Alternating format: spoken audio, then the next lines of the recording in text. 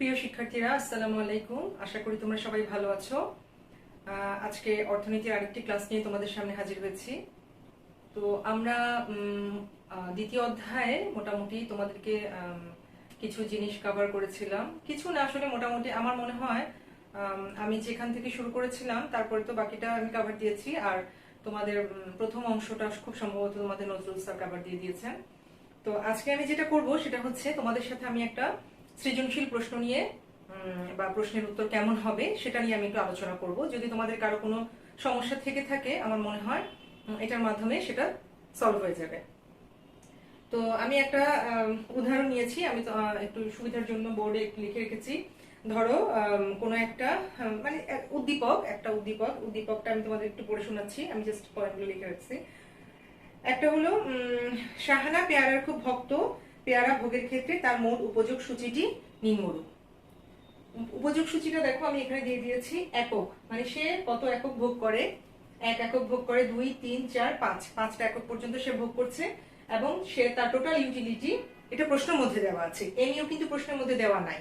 ঠিক আছে, তোমাদের শুধু প্রশ্নের মধ্যে দেওয়া আছে একক, পেয়ারা ভোগের একক এবং মোট উপযোগ। সে যখন 1 একক ভোগ করে তখন সে তার উপযোগ লাভ করে, তার মোট উপযোগ হয় 6। যখন সে 2 একক ভোগ করে তখন তার মোট উপযোগ 10। যখন 3 একক ভোগ করে তখন মোট উপযোগ 12, 4 এককে 12 একই এবং 5 এককে 10। এটা হচ্ছে তোমাদের প্রশ্ন। হ্যাঁ, মানে সরি, এটা হচ্ছে উদ্দীপক। এখন তোমাদের প্রশ্নগুলো আসি। কতে আছে উপযোগ কি, উপযোগ ধারণাটা কি। আমার ধারণা উপযোগ কি এটা আসলে তোমরা এতদিনে সবাই মোটামুটি বুঝে গিয়েছো। উপযোগ কি, কোনো দ্রব্যের অভাব পূরণের যে ক্ষমতা, এটা জাস্ট এক লাইনে লিখলেই হবে। কোনো দ্রব্যের অভাব পূরণের যে ক্ষমতা সেটাই হচ্ছে উপযোগ। ব্যাস, একে এক তোমরা পেয়ে যাবে। আচ্ছা, খতে কি আছে, সর্বোচ্চ মোট উপযোগ স্তরে প্রান্তিক উপযোগ শূন্য হয় কেন। সর্বোচ্চ মোট উপযোগ স্তরে প্রান্তিক উপযোগ শূন্য হয় কেন, এটা হচ্ছে তোমাদের ক্ষয়ের প্রশ্ন।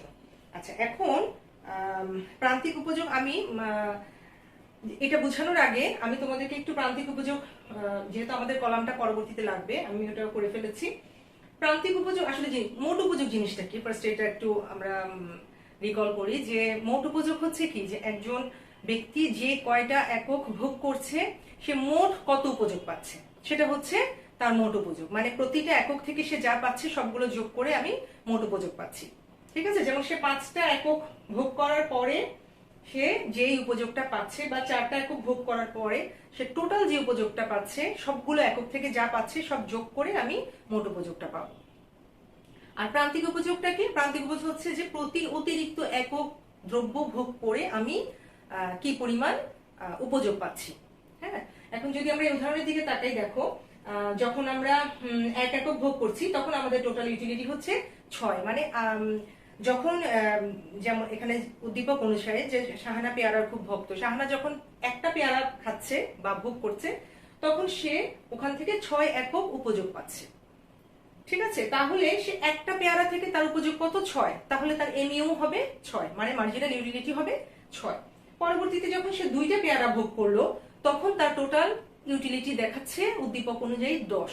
তাহলে 10 মানে কি, তার মানে সে 2 নাম্বার একক থেকে কি পরিমাণ উপযোগ পাচ্ছে সেটা কিন্তু আমরা টোটাল ইউটিলিটি থেকে সহজেই বের করে ফেলতে পারি। কিভাবে পারি, আমরা 2 এককের যে টোটাল ইউটিলিটি সেটা থেকে আমরা যদি 1 এককের টোটাল ইউটিলিটি বাদ দিই তাহলে কিন্তু আমরা দেখো 10 থেকে 6 বিয়োগ দিলে 4, মানে একজন ব্যক্তি যদি 2টা একক ভোগ করার পরে 10 একক উপযোগ পায় এবং প্রথম একক ভোগ করে সে পেয়েছে 6 একক উপযোগ, তাহলে তোমাকে যদি জিজ্ঞেস করা হয় যে তাহলে দ্বিতীয় একক ভোগ করে সে কতটুকু উপযোগ পেল, তুমি খুব সহজেই বুঝতে পারবে যেহেতু প্রথম একক থেকে সে 6 একক উপযোগ পেয়েছে, তাহলে দ্বিতীয় একক থেকে সে, এবং তার টোটাল ইউটিলিটি যদি 10 হয় তাহলে দ্বিতীয় একক থেকে সে অবশ্যই 4 একক উপযোগ পেয়েছে।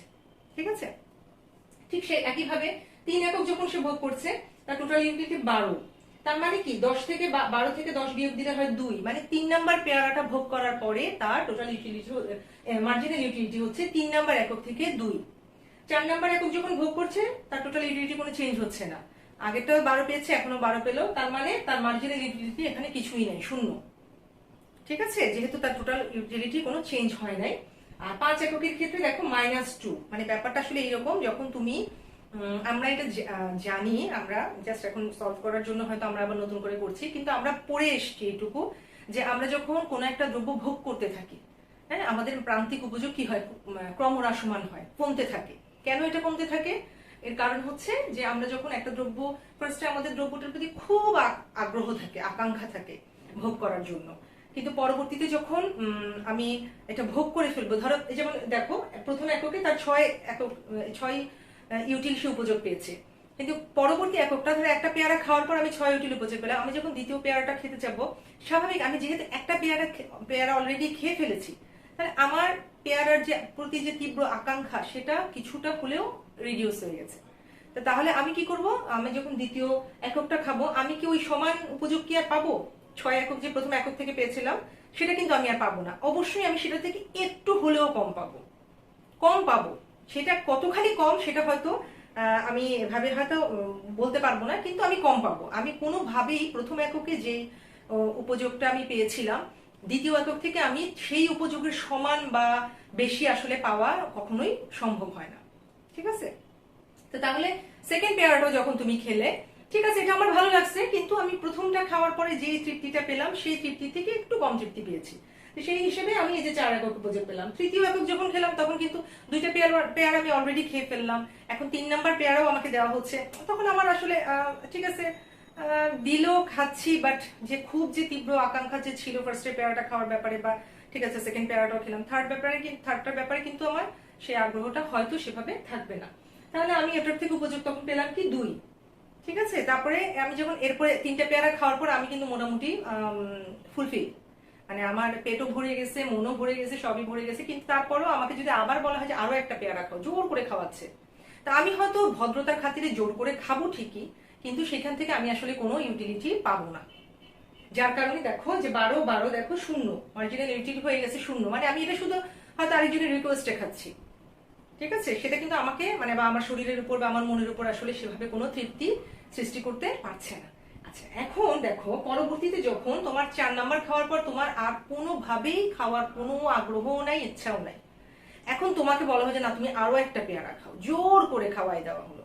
এরকম হয় না অনেক সময়, ওই যে কোথাও গেছো বন্ধু খাও অসুবিধা নাই, বা বিয়ে বাড়িতে জামাইকে খাওয়ানো হয় এই খাও, কিন্তু আসলে সে নিতে পারছে কিনা এটা তো বোঝা যাচ্ছে না।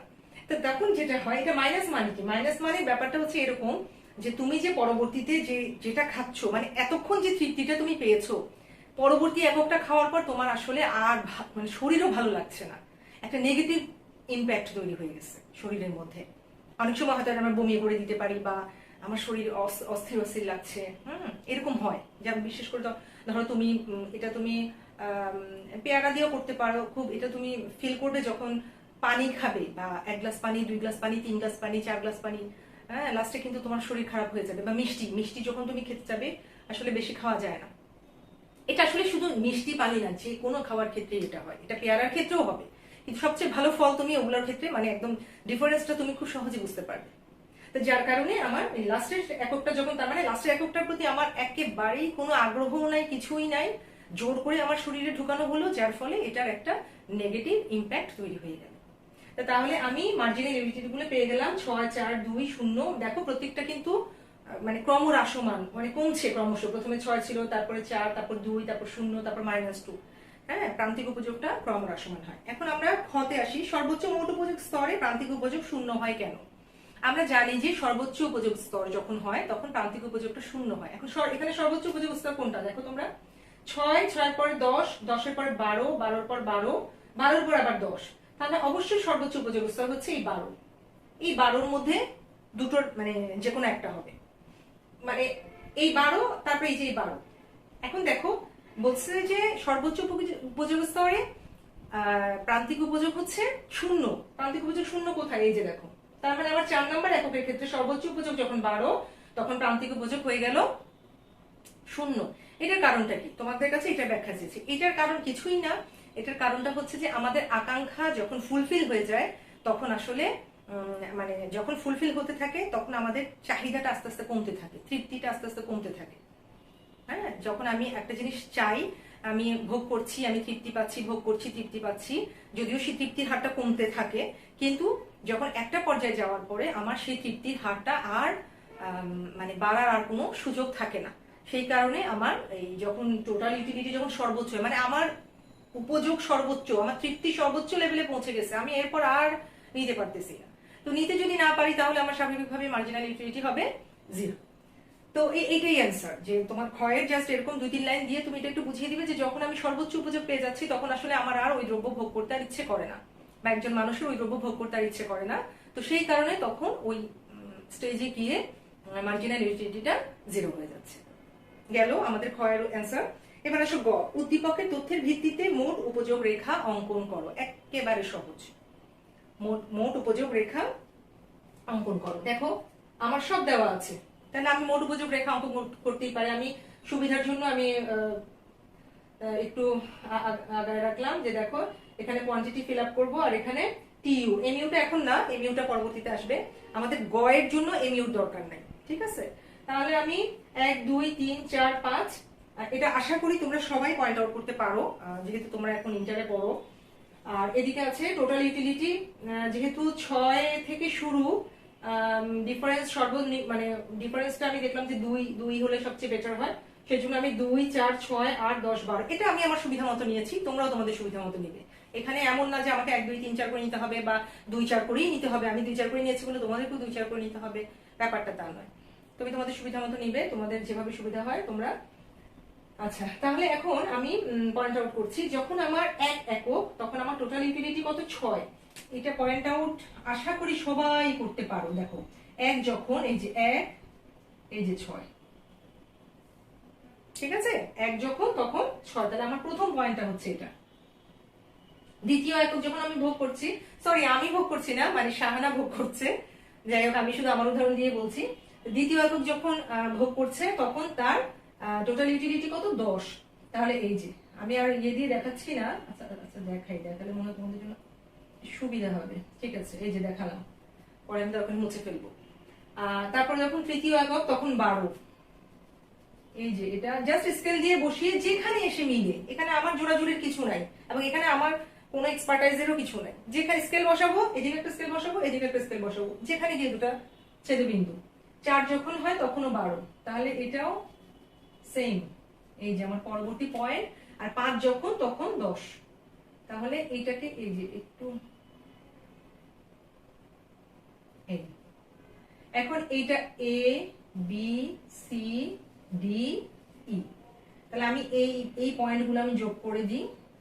দেখো এই এখানে এই যে সর্বোচ্চতে যখন গেল, তারপরে এই হচ্ছে আমার টোটাল ইউটিলিটি কার্ভ। কিচ্ছু করি নাই, আমি শুধু পয়েন্টগুলো বসিয়ে দিলাম, এখানের মধ্যে কোনো জটিল কোনো কাজ নাই, ঠিক আছে?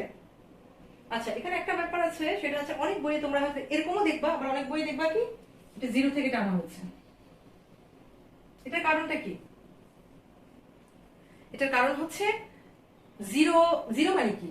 0 মানে হচ্ছে যখন তোমার একক শূন্য, টোটাল ইউটিলিটি শূন্য, এটাই তো প্রুফ করছে এখানে। তা তুমি যখন কিছু ভোগ করছো না, তাহলে তোমার ইউটিলিটি আছে নাই, তাহলে এটাও শূন্য। তো সুতরাং দুটোই যখন শূন্য, তাহলে তুমি তখন এটা মূল বিন্দু থেকে শুরু করতে পারো। ইট ডাজন্ট ম্যাটার, মানে তুমি এখান থেকেও শুরু করতে পারো, আবার এখান থেকেও শুরু করতে পারো, এটা তো খুব একটা ডিফারেন্স হবে না, কিন্তু কারো কারো কনফিউশন লাগতে পারে বলে আমি জিনিসটা ক্লিয়ার করে দিলাম আর কি। আচ্ছা, এই হলো আমাদের টোটাল ইউটিলিটি কার্ভ। শেষ হয়ে গেল আমাদের গ এর উত্তর। আমরা 3 এ 3 পেয়ে গেছি। দেখো কোনো কাজ নাই, কিন্তু অবশ্য একটু এখানে না ব্যাখ্যা যা চাইনি, বলছে উদ্দীপকের তথ্যের ভিত্তিতে মোট উপযোগ রেখা অঙ্কন করো। শুধু তুমি যদি রেখাটা অঙ্কন করো, আর জাস্ট 3টা লাইন লিখবা যে ভূমি অক্ষে একক, লম্ব অক্ষে টিউ প্রমাণ দেখানো হয়েছে। এখানে যখন 1 একক তখন 6 এ বিন্দু দিয়ে চিহ্নিত, 2 একক 10 বি বিন্দু দিয়ে চিহ্নিত, 3 একক 12 সি বিন্দু দিয়ে চিহ্নিত, 4 একক 12 ডি বিন্দু দিয়ে চিহ্নিত, 5 এককে 10 ই বিন্দু দিয়ে চিহ্নিত, এবিসিডি বিন্দুগুলো যোগ করে আমি টিউ রেখা পাই, ব্যাস শেষ।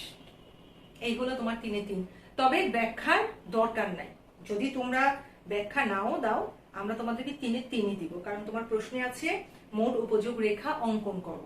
কিন্তু বেটার হচ্ছে তুমি একটু বর্ণনাটা লিখে দিবে, ঠিক আছে? একদম ক্লিয়ার করে একটু বর্ণনাটা লিখে দিবে, এটা হচ্ছে একটু মানে টিচারের ইমপ্রেশনটাও একটু ভালো হয় আর কি। হ্যাঁ, আসলে ইমপ্রেশনেরও একটা ব্যাপার আছে। পুরো খাতার মধ্যে দেখা যায় সেম লেখা লিখেছে, কেউ হয়তো টিচার 4-4 দিল, কেউ কেউ হয়তো 4-3 দিল, মানে একটু বিরক্ত হয়ে হয়তো 4-3 দিল, কোনো একটা ব্যাপার হয়তো একটু মানে আগোছালো হয়েছে বা এলোমেলো হয়েছে, এরকম যদি হয় তখন আসলে তো যাই হোক, আমরা শুধু শুধু আমাদের রিস্ক নেওয়া দরকার, এখানে তো এমন কোনো লেখাও নাই, সুতরাং তোমরা পারলে একটু বর্ণনা দিয়ে দিবা।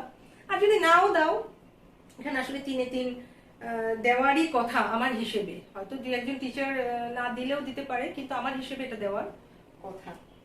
আচ্ছা যাক, তারপরে হলো ঘ, উদ্দীপকের আলোকে মোট উপযোগ ও প্রান্তিক উপযোগের সম্পর্ক ব্যাখ্যা করো। এখন সম্পর্ক ব্যাখ্যা করার জন্য আমাদেরকে কি করতে হবে, আরেকটা রেখা আঁকতে হবে, সেটা কি মার্জিনাল ইউটিলিটি রেখা।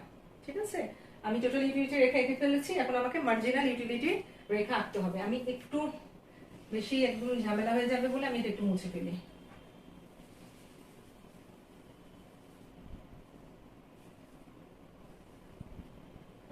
মুছে ফেললাম, কারণ আমি এটার মধ্যেই মার্জিনাল ইউটিলিটি রেখাটা আঁকবো। জাস্ট ওই আগের মতোই, যখন আমার 1 তখন 6, 1 যখন তখন 6, দেখো দুটোটাই কিন্তু এই যে একই একই পয়েন্ট, এ এ যেমন আছে তেমনই আছে। এটাকে একটু গোল দাগ দিই, তাহলে সুবিধা হবে। যখন 2 তখন 4, এই দেখো এই। তারপরে যখন 3 তখন 2, এই। 4 হলে 0, এই। আর 5 হলে -2, এই দেখো এখানে -2 আমি দিয়ে রেখেছি, তাহলে এটা হবে এই পয়েন্ট। তাহলে আমি এখান থেকে স্কেল দিয়ে যোগ করে দিব, এটা হলো আমার এমইউ কার্ভ, এটা হচ্ছে আমার এমইউ কার্ভ। ঠিক আছে, তো এটা এখন দেখো, তোমাকে কিন্তু শুধু এমইউ রেখা এঁকে দিলেই আসলে এখানে কাজ শেষ হয়ে যাবে না। এখানে তোমার প্রশ্নটা হচ্ছে মোট উপযোগ ও প্রান্তিক উপযোগের মধ্যে সম্পর্ক ব্যাখ্যা করো। এখানে একটু লেখালেখির ব্যাপার আছে, তুমি সম্পর্কটা দেখাতে হবে। সম্পর্কটা বিভিন্ন ভাবে বিভিন্ন বইয়ে আছে, তুমি পড়ে তোমার কাছে যে অ্যাঙ্গেল থেকে ভালো মনে হয়, সুবিধা মনে হয়, সেরকম করে লিখবে।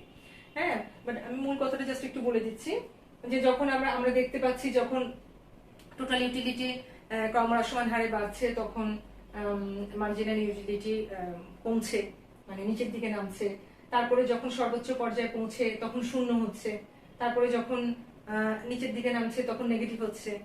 হ্যাঁ, এরকম করে তোমরা বিভিন্ন 2-3টা পয়েন্ট বা 4-5টা পয়েন্ট দিয়ে, যতগুলো লাগে এরকম করে দিয়ে তোমরা দুটোর মধ্যে একটু সম্পর্ক ব্যাখ্যা করে দিবে। এটা তোমাদের সব বইয়ে একদম সুন্দর করে এগুলো দেওয়া আছে। তাহলে ওই দুটোর ব্যাখ্যা যদি তুমি করতে পারো সুন্দর করে, তাহলে তোমাকে 4-4 দেওয়া হবে। আর যদি ব্যাখ্যা করতে না পারো, শুধু চিত্র এঁকে ছেড়ে দাও, মেবি 4-এ তুমি 1 পেতে পারো। এর বেশি আসলে পাওয়ার কোনো সুযোগ এখানে আমার মনে হয়, মানে আমার দৃষ্টিকোণ থেকে আমি হয়তো 1-এ বেশি দেব না, কারণ এখানে তোমার সম্পর্কটা চেয়েছে। সুতরাং সম্পর্কটা ক্লিয়ার করে সুন্দর করে তোমাকে একটু বর্ণনা করে দিতে হবে। আগেরটাতে তুমি বর্ণনা না দিলে সমস্যা নাই গতে, কিন্তু ঘতে তোমাকে অবশ্যই একটু লিখে সুন্দর করে বর্ণনা দিতে হবে, তাহলে তুমি 4-4 পেয়ে যাবে। তাহলে তুমি এই যে 4টা ক খ গ ঘ আমি যেভাবে তোমাদেরকে বললাম, এভাবে যদি লেখো, 10-এ 10 পাওয়া কোনো ব্যাপারই না। ইকোনমিক্সে মার্কস তোলা খুবই সহজ, খুবই সহজ, বিশেষ করে ফার্স্ট পেপারে। হ্যাঁ, তোমরা যদি এই অ্যান্সার গুলো ধরো, তাহলে দেখবা যে একদম 10-এ 10 পাওয়া কোনো ব্যাপারই না। তা আশা করি তোমাদের কাছে মোটামুটি এটা ক্লিয়ার হয়েছে।